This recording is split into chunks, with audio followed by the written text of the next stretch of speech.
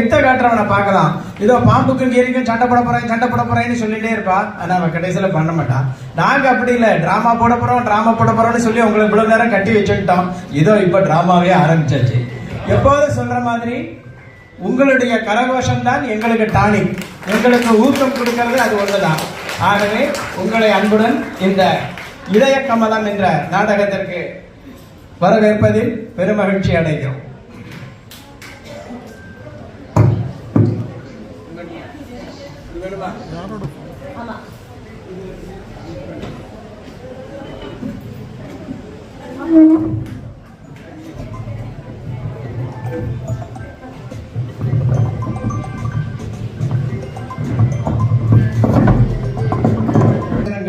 Raghavan, Vasumathi, doctor Narasimhan, Geetha Narasimhan, சமையல்கார மாமி மற்றும் வாசு.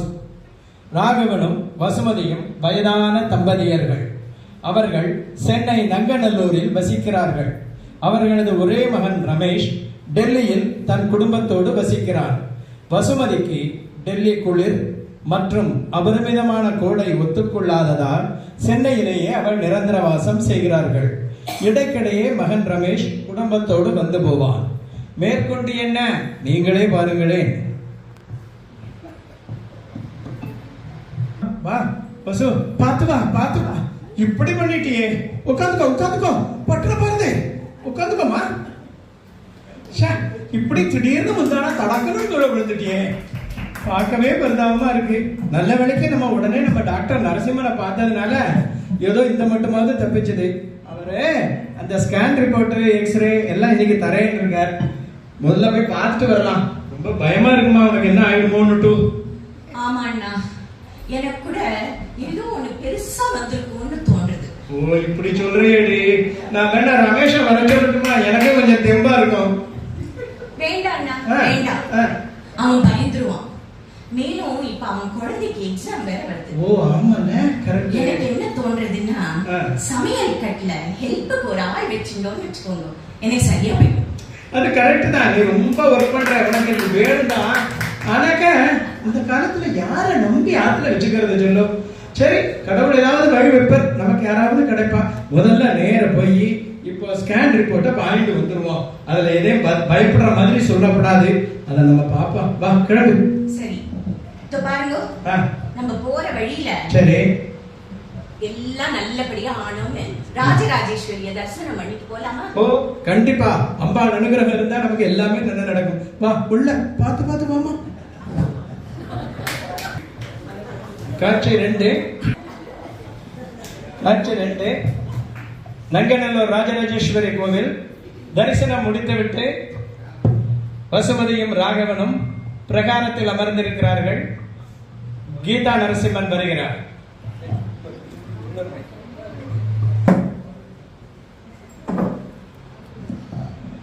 இன்னைக்குன்னு பார்த்த கோவில்ல கூட்டமே இல்லை வசு. நல்ல என்னமா தரிசனம் கிடைச்சது. ரொம்ப திருப்தியா இருந்தது இல்ல? அப்படியா?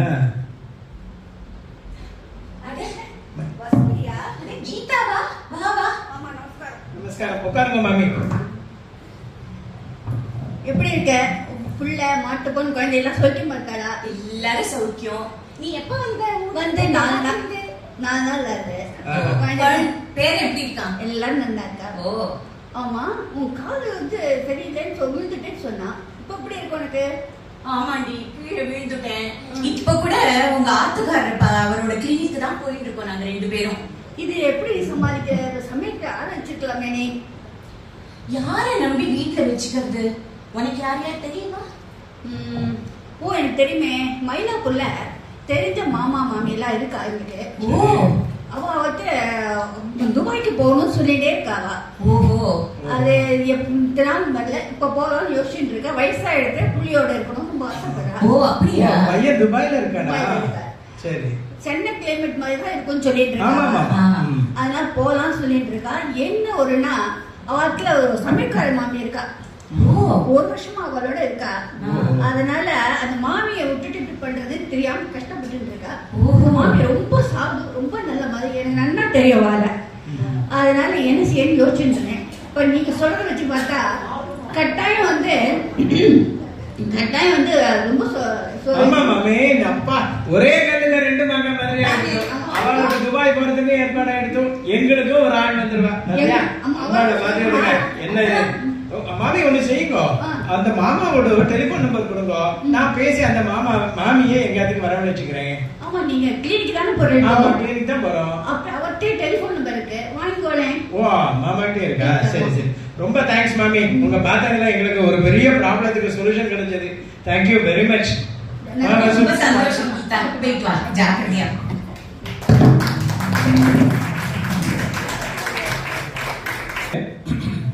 Doctor Narasimhan clinic.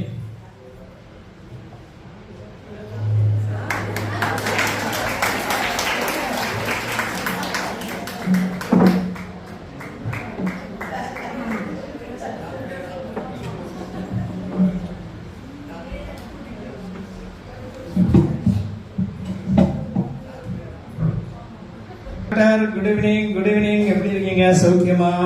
வாங்க ராகவன், வாங்க வசுமதி, உட்காருங்க.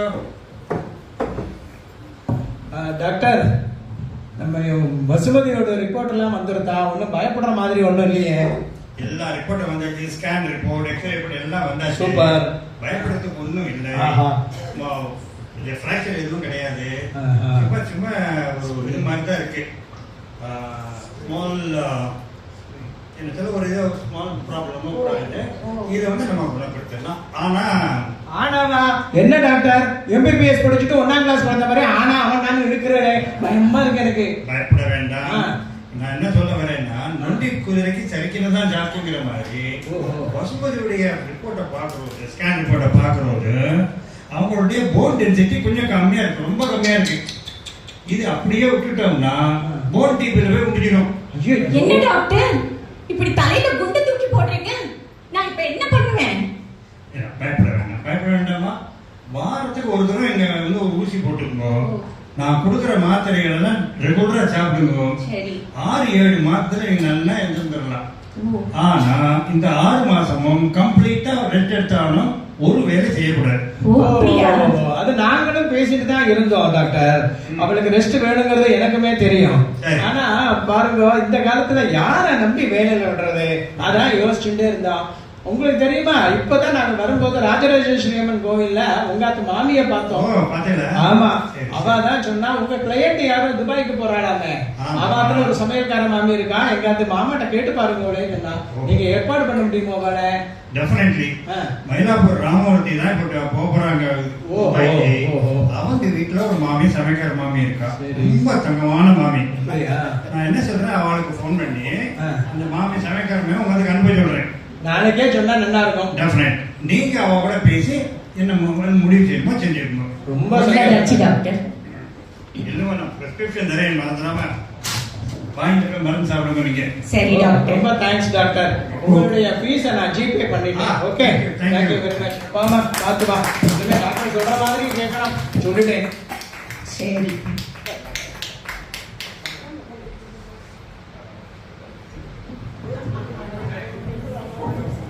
அடுத்து ராகவன் வீடு.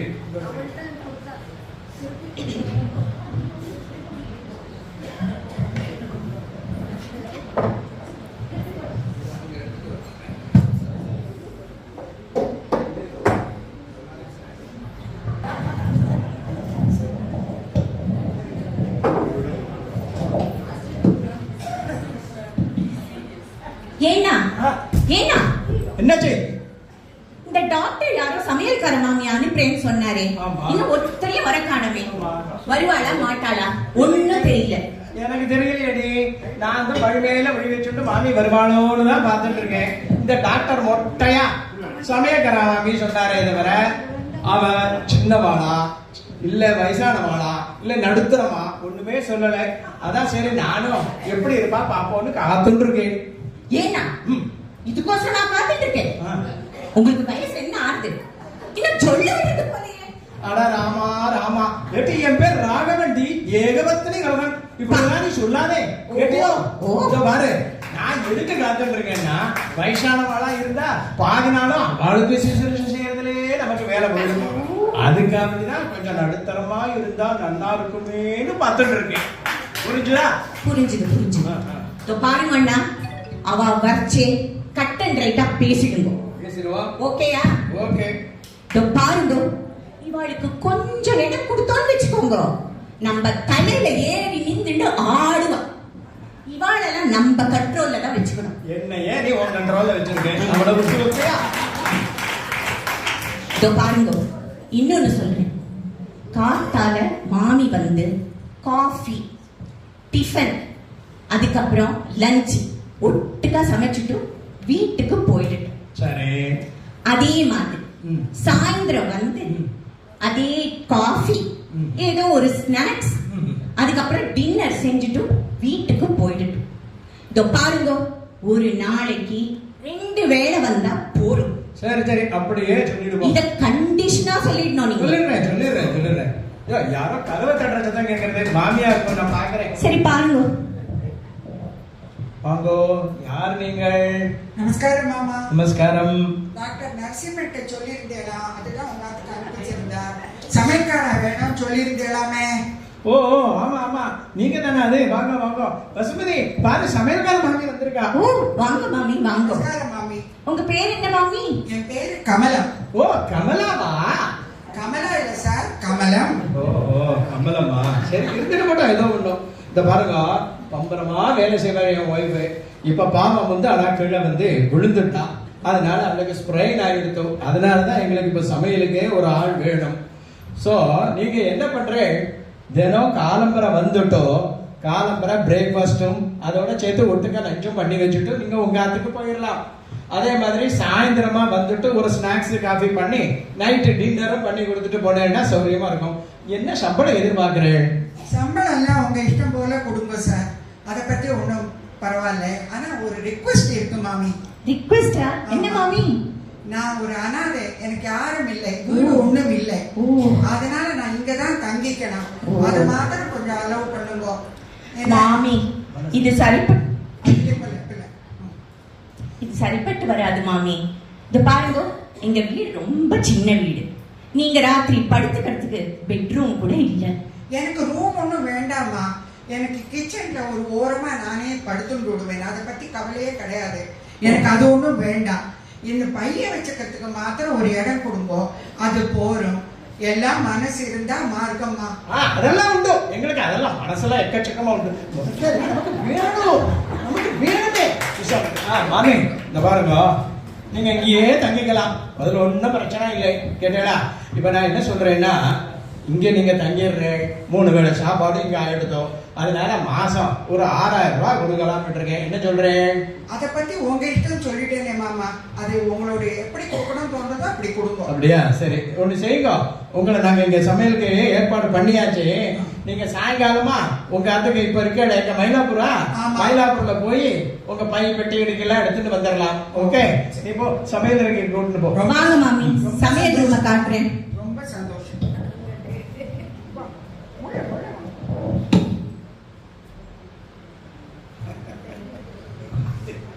இதான் சமையல் ரூம்.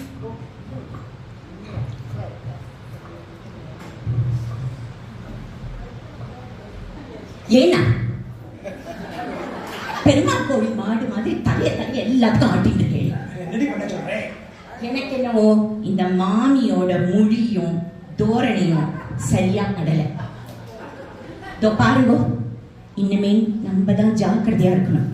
இந்த மாமிய நம்ம கண்ட்ரோல்ல தான் வச்சுக்கணும். அப்படியா? பார்த்தா அப்படியெல்லாம் ஒண்ணும் தெரியலடி. நீ என்ன மாதிரி சொல்றேன்? இதோ பாருங்க, நம்மளுக்கு நெசசிட்டி, வேற வழி இல்ல. இந்த மாமிய வச்சுக்கலாம். வச்சுக்கலாம், இந்த மாமியை வச்சுக்கலாம். ஏன்னா ஐயோ, சமையலுக்கு வச்சுக்கலாம் சொன்னேன். எதுக்கு எடுத்தாலும் இப்படி குதர்க்கமாவா? இதோ பாருங்க, நான் ஸ்ட்ரிக்டா உங்ககிட்ட ஒண்ணு சொல்றேன், கேட்டுக்கோங்க. சொல்லு. நாளையிலேந்து காத்தால 7 மணிக்குள்ள நீங்க பல்ல தேய்ச்சிட்டு குளிச்சுட்டு நல்லா ட்ரெஸ் பண்ணிட்டு வந்து சமத்தா ஹால்ல உட்கார்ந்துக்கணும். இதோ பாருங்க, சும்மா வெட்டியா வாசலுக்கும் உள்ளுக்கும் போயிட்டு வந்துட்டு இருக்கூடாது. இதோ பாருங்க, எப்ப பார்த்தாலும் இனிமே நம்ம தான் ஜாக்கிரதையா இருக்கணும்.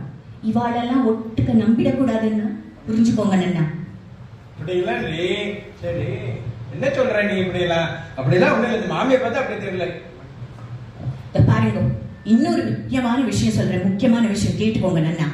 கண்ட இடத்துல உங்க போனை வைக்கிறது, மணி பர்ஸை வைக்கிறது, அந்த கார்டை வைக்கிறது, இந்த கார்டை வைக்கிறது, இதெல்லாம் இனிமே நீங்க பண்ணிட்டு இருக்க கூடாது.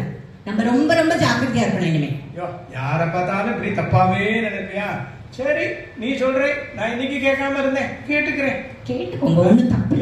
இரு மாமி ஏதோ காணாங்க, கொண்டு வர. உட்காரு நீ உட்காரு, நிக்காத ரொம்ப நேரம். காபி போட்டு வந்தேம்மா. காப்பியா?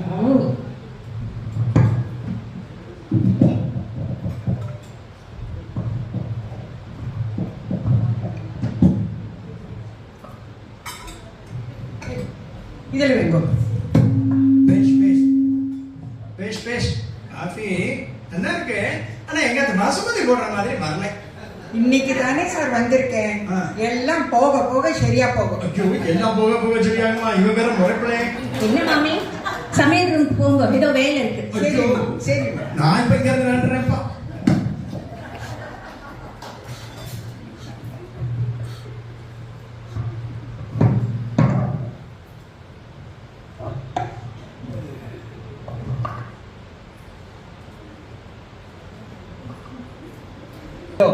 இன்றுடன் கமலம் மாமி வேலைக்கு சேர்ந்து 5 மாதங்கள் பூர்த்தியாகிவிட்டன. வசுமதியின் உடல்நிலையும் மெதுவாக தேரத் தொடங்கிவிட்டது. மாமி சமையல் கட்டிலேயே கதி என்று இருந்தாள். அவ்வப்போது மாமி வசுமதிக்கு உதவி செய்யவும் தவறவில்லை. சமையல் வேலையோடு நில்லாமல் செடிகளுக்கு தண்ணீர் விடுவது, துவைத்த துணிமணிகளை மடித்து வைப்பது, வசுமதிக்கு தலைவாரி பெண்ணி விடுவது, சமயங்களில் கடை கண்ணிக்கு சென்று சாமான் வாங்கி வருவது என்று மிக மிக உதவியாகவே இருந்தாள். இந்த 5 மாத காலத்தில் இந்த மாமி ஒரு நாள் கூட தலைவலி என்றோ உடம்பு வலி என்றோ படுத்ததே கிடையாது. எப்படிப்பட்ட சூழ்நிலையில் நமது அடுத்த காட்சி துவங்குகிறது.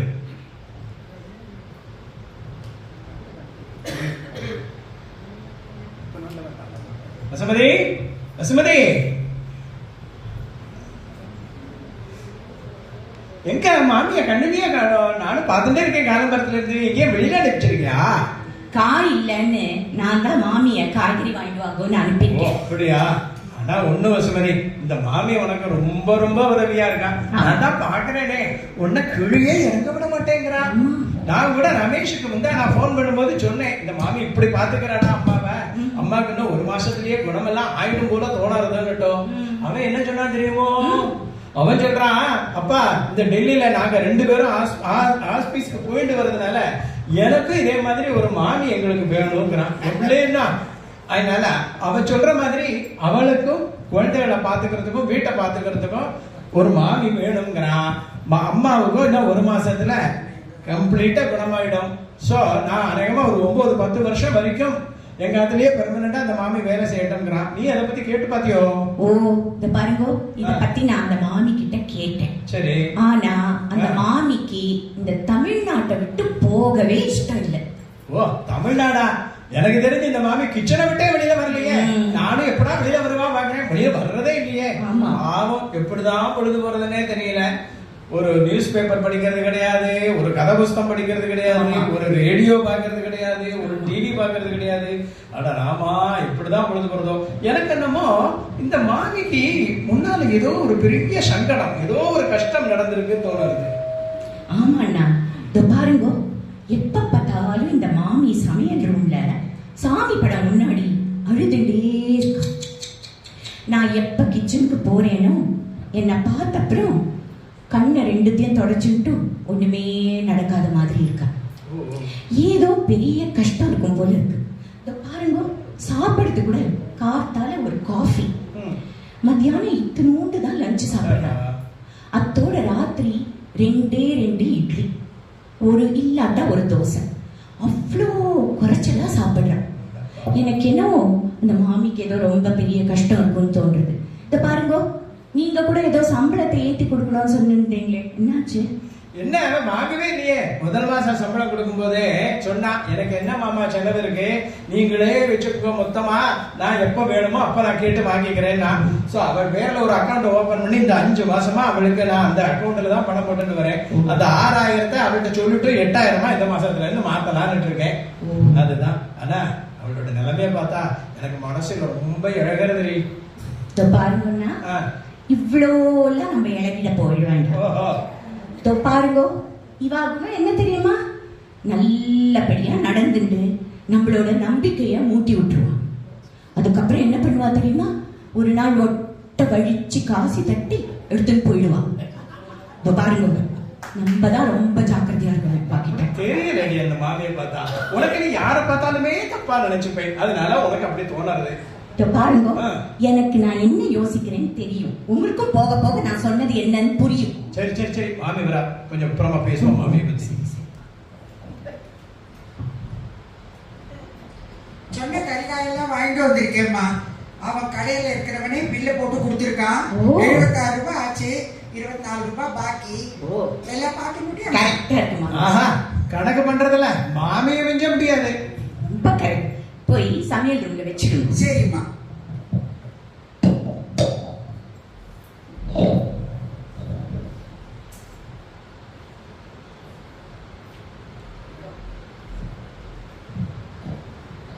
சொல்லி மாமி, எனக்கு ஒரு ரிக்வெஸ்ட்மா. ரிக்வெஸ்டா? ஆமா, சொல்லுங்க. என்ன? நாளைக்கு எனக்கு ஒரு 6 நாள் லீவு வேணும். நான் ஒரு காத்தால 8 மணிக்கு போயிட்டு 3 மணிக்கு வரேன். காத்தால உங்களுக்கு டிஃபனும் பண்ணிட்டு லஞ்சையும் பண்ணிட்டு நான் கிளம்பி விடுறேன். 3 மணிக்கெல்லாம் வந்துடுவேம்மா.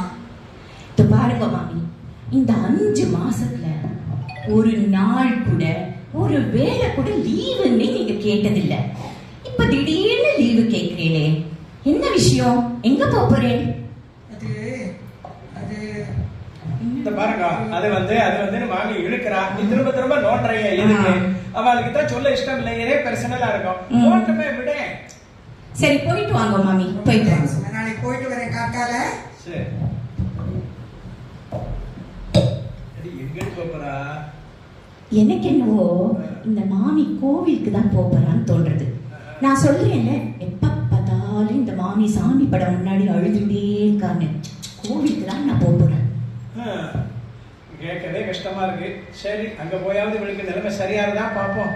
ரொம்ப இறக்கமா இருக்குல்ல அவளை பார்த்தா. இந்த பாருங்கண்ணா, இன்னமே தான் நம்ம ரொம்ப ஜாக்கிரதையா இருக்கணும். இந்த பாருங்க, அயர்ன் சேஃப், அதுக்கப்புறம் லாக்கர் எல்லாத்தையும் பத்திரமா பூட்டி. 2 மாசமா லீவ் போடாதவா திடீர்னு வெளில போறேன்றச்சே எனக்கு என்னவோ பயமா இருக்கு. என்னத்தெல்லாம் எடுத்துன்னு போறாளோ. ரொம்ப ஜாக்கிரதையா இருக்கணும்னா, நம்ம ரொம்ப ஜாக்கிரதையா இருக்கணும். இப்ப பார்த்தாலும் யாரை பார்த்தாலும் இந்த மாதிரியே தான் சொல்லிட்டு இருப்பியா? அப்படி எல்லாம் இருக்காது. வா, போய் ரெஸ்ட் எடு. வேற ஒண்ணும் இல்லை. எப்பா பாரு இதே தான் உனக்கு. எனக்கு தெரியும்.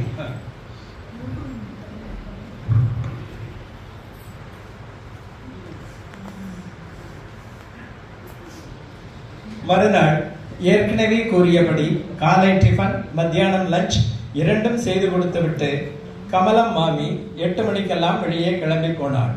அவள் திரும்பி வரும்போது மணி 3.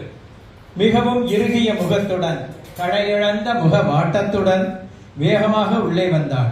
மாலை ஸ்நாக்ஸ், காஃபி தயார் செய்து பண்ணி கொடுத்துவிட்டு இயந்திரகதியாக, கர்மயோகியாக இரவு சாப்பாடும் தயார் செய்ய ஆயத்தமானாள். அவளுடைய முகத்தையும் அவள் இருக்கும் கோலத்தையும் பார்த்தவுடன் ராகவனுக்கும் வசுமதிக்கும் என்ன ஏது என்று கேட்கவே தோன்றவில்லை. அன்று இரவு மௌனமாகவே கழிந்தது. யாருமே எதையுமே பேசிக்கொள்ளவில்லை. மறுநாள் காலை பொழுது விடிந்தது. மாமி சமையலறையில் இருந்தால் ஹாலில் ராகவனும் வசுமதியும் பேசிக்கொண்டு இருக்கிறார்கள்.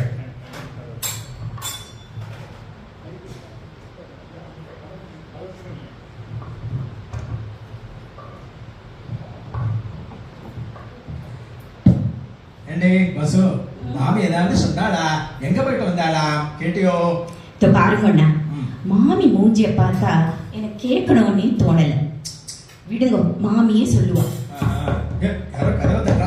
பாருங்க பாருங்க. சார் சார் சார், யாரு நீங்க? சார் என் பேர் வாசு. ஆ. இங்க வந்து எங்க அம்மா இங்கதான் சமயக்கார வேலை செய்யறதா சொன்னாங்க. அம்மாவா? அம்மா அம்மா உன்னை யாரா இங்க வர சொன்னா? இதெல்லாம் நல்லவா இருக்கிற இடம். உன்ன மாதிரி தருதலை எல்லாம் வரக்கூடாது. முதல்ல வெளியில போ. இதெல்லாம் சொல்லாதம்மா. முன்ன மாதிரினா நான் இல்லம்மா. எவ்வளவோ திருந்துட்டேம்மா. அப்படி எல்லாம் சொல்லாத, எனக்கு தெரியும் நீ திருத்தவே மாட்ட. அம்மா 2.5 கோடிக்கு அதிபதிமா நீ ஏம்மா வந்து இந்த மாதிரி கஷ்டப்பட்டு நிக்கிற? இப்படி இந்த அடுப்பங்கரை தீந்து கிடக்க எங்கூட வாம்மா. நான் உன்னை தங்க தாம்பாளத்தை வச்சு தாங்குறேன். உன்னோட நடிப்பெல்லாம் போறோம். இப்ப நீ இருக்கிற கோபத்துக்கு நான் சொல்றது உன் காதலியே ஏற போறது இல்லை. நான் பின்ன வந்து பேசுறேன். நீயும் திருந்த மாட்ட, உன்னோட பொண்டாட்டியும் திருந்த மாட்டா. என்னை கட்டப்படுத்தினதெல்லாம் போறோம். முதல்ல வெளியில போ. சார் இப்ப நான் போயிட்டு அப்புறமா வரேன். 2 கோடி அதிபதி சார், கோடீஸ்வரி. நீங்க தான் பத்திரமா பாத்துக்கணும். நான் பின்னாடி வரேன். பணத்தை வாங்கி கொடுக்க ஏற்பாடு பண்ணுங்க சார். என்னது இது 2 கோடிக்கு அதிபதி? எனக்கு ஒண்ணுமே புரியலன்னா. இவ்வளவு பெரிய பணக்காரியா? அப்பா எனக்கு இப்ப தலை சுத்துறதே. இந்த பாரு, இதை வந்து நம்ம முதல்ல கிளாரிஃபை பண்ணி ஆகணும். மாமி மாமி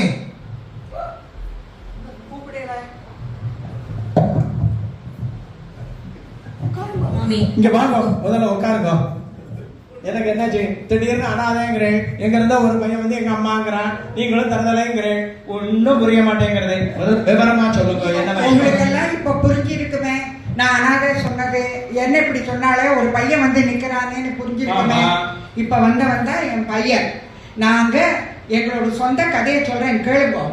திருப்பூர்ல நாங்க நல்ல பிசினஸ் பண்ணிட்டு நல்லா வாழ்ந்த குடும்பம். சரி. எங்க ஆத்துக்காரர் ரொம்ப தர்மவான். அவர் டிராவல்ஸ் எல்லாம் நடத்திட்டு இருந்தார். 6 டாக்ஸியும் 12 பஸ்ஸும் நன்னா இருந்தது. நிறைய நிலபுலங்கள்லாம் இருந்தது. நிறைய நன்னா கட்டப்பட்டு தான் நாங்க சேர்த்தினோம். எங்களுக்கு பூர்வீக சொத்தாயிட்டு ஒண்ணும் இல்லை. எல்லாமே கட்டப்பட்டு வந்த துட்டுதான். நன்னா உழைச்சோம். இதுக்கு நடுவுல எங்களுக்கு ஒரு குழந்தை இல்லைன்னு பார்த்த உடனே ஒரு பையனும் பிறந்தார். அதுதான் வாசு. பார்த்தேல, அவர் தான். அந்த புள்ள வந்துட்டு குழந்தையில ரொம்ப நன்னா தான் இருந்தார். போக போக தருதலை ஆயிட்டார். கூட்பாரோட கூடி சிகரெட் பிடிக்கிறது என்ன, பீடி குடிக்கிறது என்ன, ஊர் சுத்துறது என்ன, சொத்தெல்லாம் களைய ஆரம்பிச்சார். எல்லா சொத்து இப்படி போக ஆரம்பிக்குது. சரி, இவனுக்கு ஒரு கல்யாணமாக பண்ணி வைக்கலான்னு எங்க ஆத்துக்காராலும் நானும். ஆமா. அப்ப ஆத்துக்கார் சொன்னா, சரி நீ வந்துட்டு அவருக்கு வந்துட்டு பணக்கார பிள்ளைய பார்க்க வேண்டாம், நடுத்தர குடும்பமா பாரு, இன்னும் அவனுக்கு சரியா போயிடும், நீ கவலைப்படாதே சொன்னான். சரி, நடுத்தர குடும்பத்திலேருந்து ஒரு பொண்ணை எடுத்து பண்ணினோம். அப்புறம் என்னாச்சு? அவன் இவனை விட பெரிய ராட்சசி. வந்தவாளெல்லாம் இப்படி அவள் கூட சேர்ந்துட்டு இருக்கிறதெல்லாம் தொலைக்க ஆரம்பிச்சான். ஏழை பொண்ணு இல்லையா, காணாததெல்லாம் கண்ட மாதிரி பட்ட ஆரம்பிச்சுட்டா அவளு. சரி, என்ன பண்றது? இதே ஏக்கத்துல என்னோட ஆத்துக்கார் போய் சேர்ந்து 4 வருஷம் ஆச்சுப்பான். அப்புறம் உங்களுக்கு என்னாச்சு? அங்க அவன் கூட இருக்க வேண்டியதானே? எப்படி இருக்க முடியும்? இருக்க முடியாத.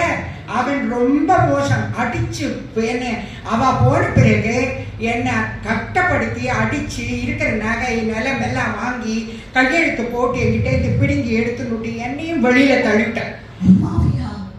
அதிலேருந்து தான் உங்களை மாதிரி நல்ல ஆத்துல நான் வேலை செய்துட்டு என்னோட பொழப்ப நான் பாத்துக்கிறேன். நம்ம 3 வேளை சாதத்துக்கும் சோறுக்கும் இந்த மாதிரி கட்டப்பட்டு நல்லது என்னோட கணவனே எனக்கு கொடுத்தது என்னோட உழைப்பு தான். கேட்கவே கஷ்டமா இருக்கு மாமி. ஆமா, எல்லா சொத்தும் போயிடுதா? உங்களுக்கு எல்லாமே திருப்பூர்ல தான் இருந்ததா? இல்ல, ஏதோ ஒரு நல்ல காலத்துல பூந்தமல்லியில ஒரு கல்யாண மண்டபம் பெருசா கட்டினான். அந்த கமலம் கல்யாண மண்டபம் உங்களோடதான்? ஆமா. அச்சோ, கல்யாண மண்டபம் கட்டினான். அந்த கல்யாண மண்டபத்துல நிறைய ஏழைகளுக்கு கல்யாணம் பண்ணி வச்சார். அது ரொம்ப நல்லா நடந்தது. ஆனா அது அவனால விற்க முடியாது. லீஸுக்கு கொடுத்திருந்தது. ஓ ஆமா, லீஸுக்கு கொடுத்தா அது முடிகிற வரைக்கும் வைக்க முடியாது. அது போன மாசம் முடிஞ்சுடுது. அதுதான் பொழைச்சிருக்கு. ஆமா, போன மாசம் முடிஞ்சதுன்னு உங்களுக்கு. நான் இன்டர்நெட்டுக்கு கடைக்கு மார்க்கெட்டுக்கு போனேன் இல்லையா, அந்த மார்க்கெட்டுக்கு போன உடனே அவனை பார்த்தான். நம்ம வாசு இப்ப வந்தானே என் பையன், அவனை பார்த்தேன். அப்போ அவன் என்ன பார்த்துட்டு ரொம்ப கெஞ்ச ஆரம்பிச்சான். அம்மா நீ வந்துடு, எங்கிட்டயே இரு, உனக்கு அந்த லீஸும் முடிஞ்சு போயிடுது, அந்த மாதிரிலாம் சொன்னோன்னு எனக்கு தெரிஞ்சுது. உனக்கு என்னடா பணம் தானே முக்கியம், நான் கையெழுத்து போட்டு தந்துடுறேன், நீ அதை எடுத்துட்டு போ, என்னை விட்டுடு, எனக்கு ஒன்றும் வேண்டாம் சொல்லிட்டு அவன்கிட்ட சொன்னேன். ஓ, அதனாலதான் நேற்றுக்கு அதுக்கு தான் போயிட்டு register office Poonamallee register office போயிட்டு ரிஜிஸ்டர் பண்ணிட்டு அதுல அவனுக்கு என்ன தேவையோ கொடுக்கலாம்னு பார்த்தா அதுல ஒரு பாயிண்ட் இருக்குது. என்னதுன்னா இந்த மூலப்பத்திரத்துல அது வந்துட்டு 8 கோடிக்கு போச்சு. கையெழுத்து போட்டு கொடுத்த உடனே படிச்சேன். 8 கோடி கொடுத்து படிச்ச உடனே 2 கோடி நம்ம கமலத்தை தான் சேரணும்னு சொல்லி என்னோட ஆத்துக்காரர் 25% உங்களுக்கு சேரணும்னு அவர் எழுதி வச்சிருக்காரு. எப்பா என்ன அதுக்காரப்பா, அதை பார்த்துட்டு தான் இவன் ஓடி வந்திருக்கான். அந்த 2 கோடி என்கிட்ட இருந்து பிடுங்கணும்னு சொல்லிட்டானே தவிர பாசத்தால இல்லை. சொல்ல முடியாது மாமி, ஒருவேளை தெரிஞ்சிருக்கலாம். அவன் இல்லாட்டும் என்ன உங்க பேரன் பேத்தியை பார்க்க இல்லையே, அதாவது இருந்தா போயிருப்பேன், ஆசை இருந்திருக்கும். சரி, அவளை தத்தாது எடுத்துக்கோடி சொன்னா அந்த பிரம்மராட்சி தத்து எடுக்க மாட்டேங்கிறா.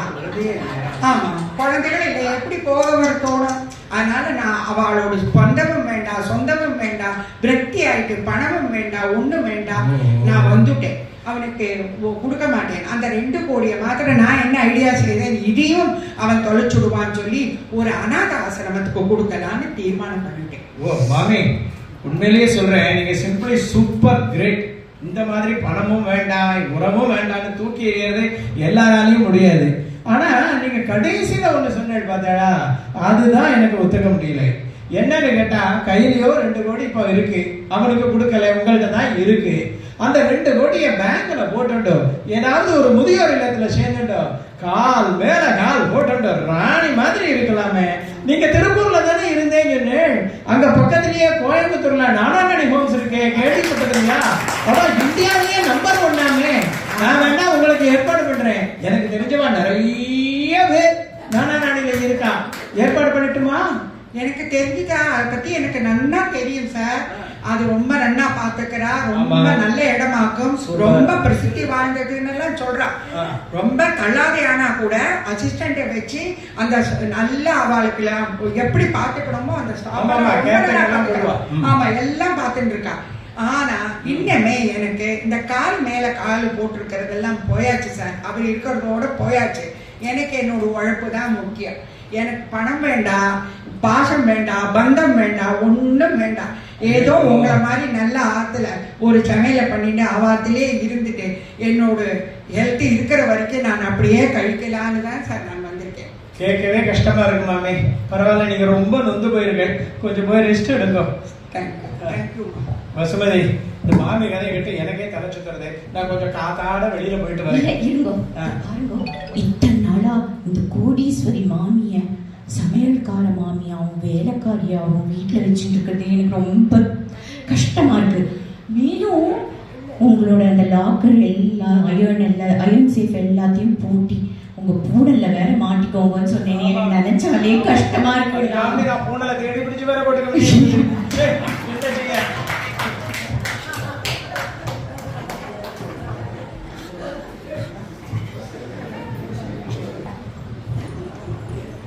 அடுத்த காட்சி ரகுவரன் வீடு.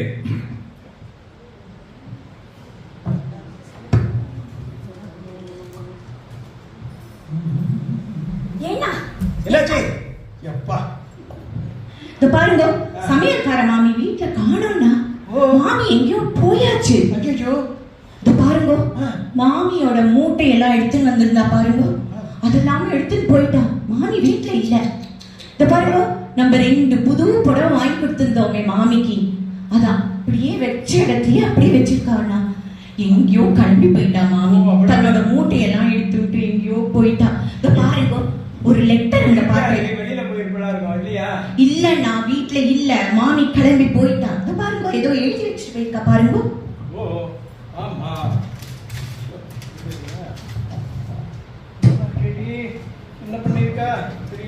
படிங்க.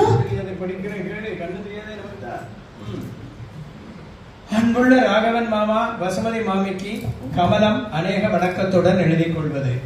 நான் யார் என்ற விவரம் உங்களுக்கு தெரியாத வரையில் நீங்கள் என்னை உரிமையோடு திட்டி என்னிடம் வேலை வாங்கினீர்கள். எனக்கும் அது பிடித்திருந்தது.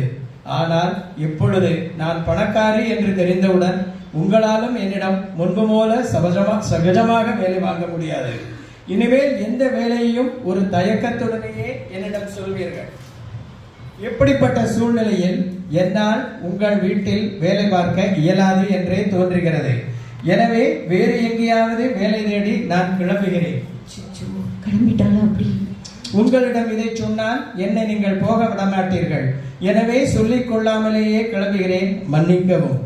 வசுமதி மாமிக்கும் 1 மாதத்தில் குணமாகிவிடும் என்றே தோன்றுகிறது. என்னுடைய உதவி இனிமேல் உங்களுக்கு தேவை இருக்காது. பால்காரன் 1 பாக்கெட் எக்ஸ்ட்ரா பால் போட வேண்டும். மளிகை கடைக்காரன் 120 ரூபாய் பாக்கி வைத்திருக்கிறான். 2யும் கேட்டு வாங்கிக் கொள்ளுங்கள். உங்களிடம் இதுவரை நான் சேர்த்து வைத்துள்ள எனது சம்பள பணத்தை அம்பத்தூரில் உள்ள அனாதை ஆசிரமத்திற்கு கொடுத்து விடவும். பாரு என்ன எழுதியிருக்கா பாரு. உங்களது இருவரது அன்பையும் பாசத்தையும் தவிர வசுமதி மாமி பயந்ததை போல வேறு எதையுமே நான் உங்கள் வீட்டிலிருந்து எடுத்து செல்லவில்லை. நீ பேசுறதெல்லாம் அவ கேட்டிருக்கா. உனக்கு இடைக்கிடையே உங்கள் பையன் வீட்டிற்கு டெல்லிக்கு சென்று வாருங்கள். அப்போதுதான் உங்களது உறவாவது பலப்படும். தயவு செய்து என்னை தேட முயற்சிக்காதீர்கள். இப்படிக்கு உங்கள் அன்புள்ள கமலம். ஐயோ ஐயோ, இந்த மாமிய போய் நான் தப்பா அபிப்பிராயப்படுத்திட்டேனே. என் நெஞ்சு என்ன அறுக்கிறதே. நான் எப்படி இதுக்கு பிராயச்சித்தம் தேடுவேன்? முதல்ல நீங்க போக்க மாத்திக்கோ. எப்பவுமே நான் சொல்றேன், வேலைக்கு வந்தவா எல்லாருமே மோசம் மோசம்னு நினைக்காத. பாத்தியா, நீ அவளை தப்பு கணக்கு போட்டுட்டேன். இப்ப அவ உன்னை கண்ணை திறந்துட்டா பாத்தியா. ஐயோ, கண்ணு ஒண்டி திறக்கலன்னா என் மனச திறந்துட்டா. என் நெஞ்சுக்குள்ளேயே நிறைஞ்சுட்டா. என் இதயத்துல நிறைஞ்ச இந்த கமலம் பெரும் கமலம் இல்ல, என் இதய கமலம்.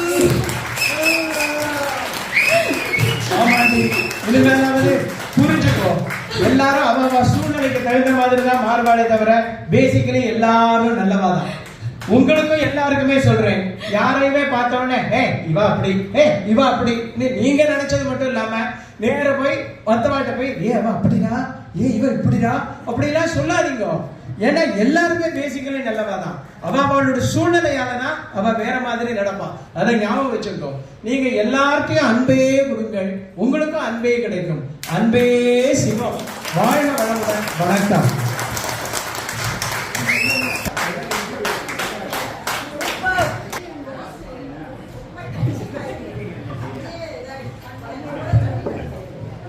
ஒரு அருமையான நாடகத்தை நீங்கள் அனைவரும் கண்டுகளித்து ஆனந்தம் அடைந்திருப்பீர்கள் என்று நம்புகிறோம். இப்பொழுது எங்களது நடிகர் நடிகைகளை அறிமுகம் செய்து வைப்பதில் மகிழ்ச்சி அடைந்தோம். எல்லா கணவன்மார்களைப் போலவே தலையாட்டி பெண்ணாட்டுதாசனாக இருந்து ராமனாக நடித்த திரு கண்ணன் அவர்கள். யாரையுமே எளிதில் நம்பிவிடாத சராசரி மனைவியாக வாழ்ந்து காட்டியவர் திருமதி திருமலா அவர்கள். டாக்டர் நரசிம்மனாக பரிமளித்தவர் திரு எஸ் கோபாலகிருஷ்ணன் அவர்கள். டாக்டர் நரசிம்மனின் மனைவியாக அன்புள்ளம் கொண்ட திருமதி கீதா நரசிம்மனாக தோன்றியவர் எங்களது புதுமுகம் திருமதி சந்திரா சுகுமணன் அவர்கள். கொக்குக்கு ஒன்றே மதி என்பது போல தன் காரியத்திலேயே கண்ணாயிருக்கும் பாசமில்லா வாசுவாக நடித்தவர் திரு பாபு அவர்கள்.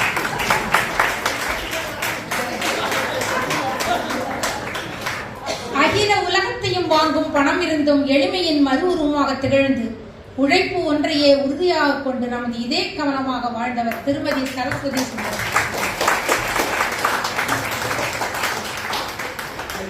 இந்த நாடகத்தின் கதை, திரைக்கதை, வசனம் அண்ட் டைரக்ஷன் நமது நானா நானியின் ஆஸ்தான டைரக்டர் திரு கோவை கண்ணன் அவர்கள். இது இவர் இந்த மேடையில் அரங்கேறும் 8வது நாடகம். நன்றி நன்றி.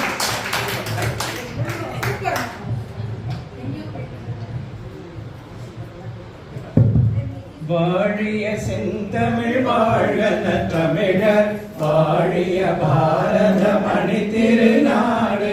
வாழிய செந்தமிழ் வாழ்க தமிழர், வாழிய பாரத மணி திருநாடு. வந்தே மாதரம்.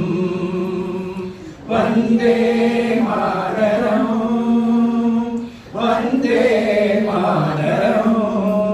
தேங்க்யூ.